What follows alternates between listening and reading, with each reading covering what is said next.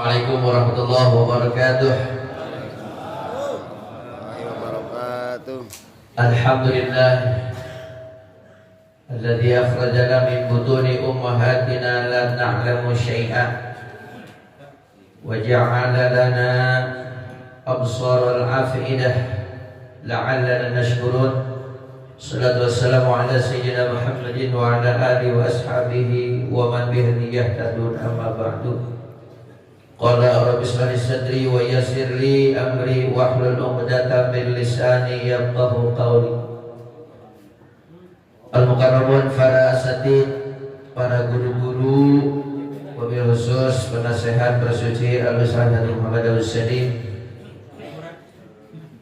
para DKM Masjid dan Mushola, wabil khusus DKM Mushola Al-Hidayah Al-Ustaz Toha beserta keluarga besarnya, Bapak Lurah, Kelurahan Cikiul yang saya hormati, Ketua LPM yang saya hormati, dan seluruh jajaran yang hadir pada pagi hari ini, Bapak RW, Bapak RT, dan tokoh masyarakat, dan seluruh para jamaah bersuci. Sebelumnya kita bacakan dulu surat Al-Fatihah untuk saudara kita, jamaah kita yang telah mendahului kita. Semoga Allah berikan rahmat dan maghfirah di alam kuburnya.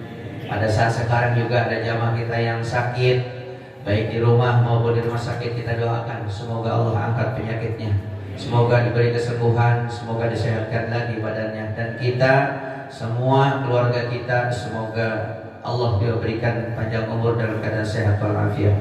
Ala hadiniyah walakum itu sahih al-Fatihah. A'udzubillahi minasyaitonir rajim. Bismillahirrahmanirrahim. Alhamdulillahirabbil alamin arrahmanir rahim maliki yaumiddin iyyaka na'budu wa iyyaka nasta'in shiratal mustaqim shiratal ladzina an'amta 'alaihim ghairil maghdubi 'alaihim waladdallin. Jamaah sekalian,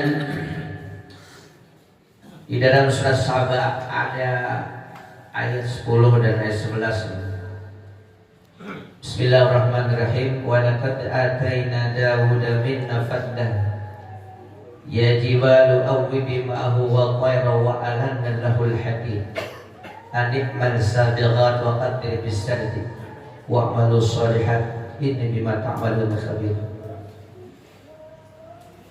Surat Saba ayat 10 dan 11. Allah Subhanahu wa ta'ala berfirman, sungguh aku telah memberikan Nabi Daud keutamaan dari sisi Tuhan. Oleh karena itu an-ni'mal ya jibalu awwibi ma'ahu wa 'alanna lahul hadid.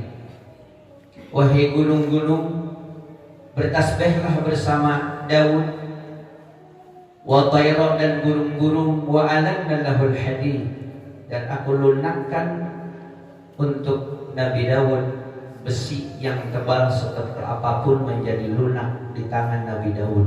Disebut ulul azmi, imannya sangat kuat. Tapi kelebihan di antara yang lain, ada yang melebihi dari ulul azmi. Nabi Khidir alaihi salam, kenapa punya murid Nabi Musa, yang Nabi Musa notabene adalah termasuk ulul azmi. Nabi Daud tidak termasuk dari golongan ini, tidak termasuk di ulul azmi, tapi Allah berikan kelebihan di balik nabi-nabi yang lain.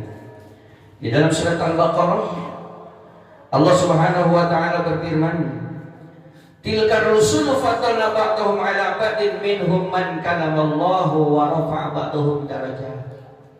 Rasul-rasul itu kami ada yang lebihkan, diberi kelebihan daripada nabi yang lain. Ada yang nabi bisa berdialog dengan Allah, ada yang diangkat derajatnya oleh Allah setinggi-tingginya, tapi tidak diangkat yang lain, dan tidak diberi derajat pada yang lain, dan tidak diunggulkan pada yang lain. Tapi kita sebagai orang yang beriman harus beriman ke semuanya kepada Nabi dan Rasul yang wajib kita ikuti. La nufarriqu baina ahadin minhum. Kita jangan membeda-bedakan, kita beriman kepada Nabi Muhammad lalu tidak beriman kepada yang lain. Terus kita beriman meskipun Nabi Bani Israel. Hadiratnya itu tawassulnya kepada Nabi Daud, ila rohi Daud alaihi salam Nah, biasanya tuh yang suara-suaranya bagus tuh tawasulnya kepada Nabi Daud. Begitu suaranya yang indah, burung, gunung-gunung semua ikut bertasbih sampai suara Nabi Daud tuh meragukan, ini barangkali suara saya ini nggak terdengar oleh Allah karena penuh dengan berisik dengan suara burung yang bersiul ikut bertasbih bersama Nabi Daud. Kata malaikat Jibril, ya Daud, dalam cerita Israeliat ada satu lubang tanah, lubang di tanah itu kecil, diajak tuh Nabi Daud untuk masuk ke lubang itu oleh malaikat Jibril. Di dalam tanah itu ada batu yang gede, juga ada lubang yang kecil. Begitu dibelah oleh malaikat Jibril, ada ular. Kata malaikat Jibril nih, ular yang ada di dalam batu ini Allah mendengar suaranya, apalagi suara engkau wahai Daud yang ada di alam dunia ini. Allah Maha mendengar. Biar suara riuh apapun, Allah tetap mendengar. Itu ya kayak pegang kain aja gitu, plak-plik, dilipat gitu. Oleh karena itu kata Allah, "An-ni'mal sabighati wa qaddir bis-sardi." Oleh karena itu punya kelebihan mengolah besi, kata Allah, bikinlah baju besi. An-ni'mal sabiqat, bikin baju besi. Makanya pertama kali ada baju besi itu dari zaman Nabi Daud. Wa qatil bisardi, kata Allah, itu ukur tuh anyamannya, jangan sampai nanti kalau dipakai untuk perang tangan diangkat kaku karena besinya enggak diukur anyamannya. Jadi sehingga itu lekuk tangan, kaki, badan bagaimanapun agar bisa ikut mengikuti lekuk badan. Itu kata Allah, waqaddir bisardi. Itu kelebihannya. Jadi pertama kali ada baju besi dibikin oleh Nabi Daud. Kemudian paling pertama orang membuat kapal di zaman Nabi Nuh. Dan Allah memang memberikan kepada para rasul itu mukjizat-mukjizat yang memang berlaku di zamannya. Punya anak 12 diantaranya adalah Nabi Yusuf. Nabi Yusuf kata Nabi Yusuf kepada bapaknya Nabi Yakub, "Idh qala Yusuf li abihi ya abati inni ra'aitu ahada asyara kawkaba wasyamsa wal qamara ra'aituhum li sajidin." Wahai bapakku, wahai ayah, saya melihat ada 11 bintang, matahari dan bulan semuanya bersujud kepadaku, kata Nabi Yusuf. Semua bersujud. Itu yang 11 bintang adalah saudaranya. Nabi Yakub punya anak 12.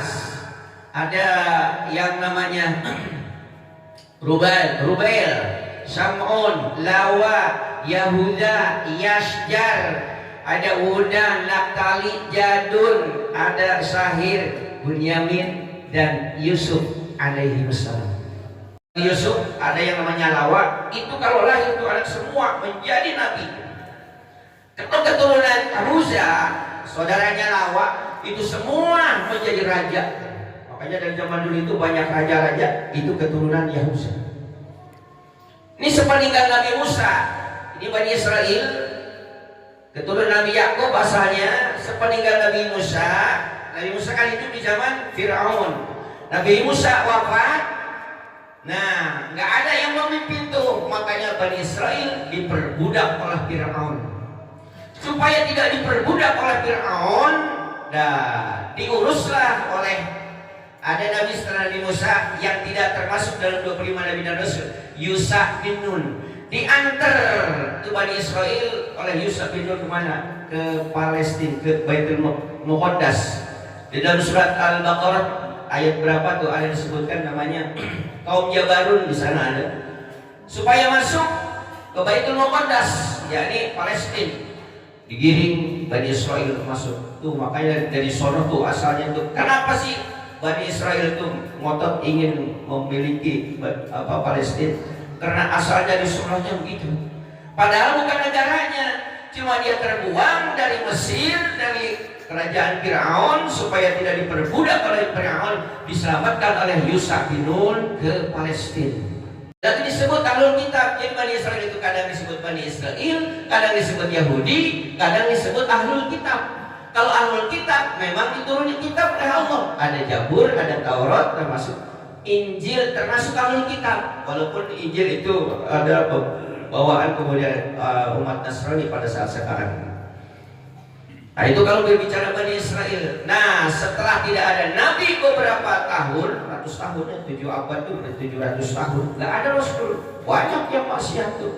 Di Palestina itu terkenal orangnya adalah dikuasai oleh kaum Amaliyah. Amaliyah itu orang-orang yang Jabarun, orang-orang membangkang, badannya gede-gede, raksasa itu. Ada rajanya yang namanya Raja Jalut. Namanya Raja Jalut, orangnya kuat, gede, emang raksasa beneran. Itu dulu Palestina kayak begitu tuh. Kalau kita berhadapan ya begitu. Tanggah kan bahasa Indonesia. Nah, kayak gitulah. Kita kecil, dia gede banget tuh. Nah, Nabi Daud kan di zaman dulu kan termasuk orang yang gede. Tapi dibanding dengan Raja Jalut, jauh di mana-mana tuh.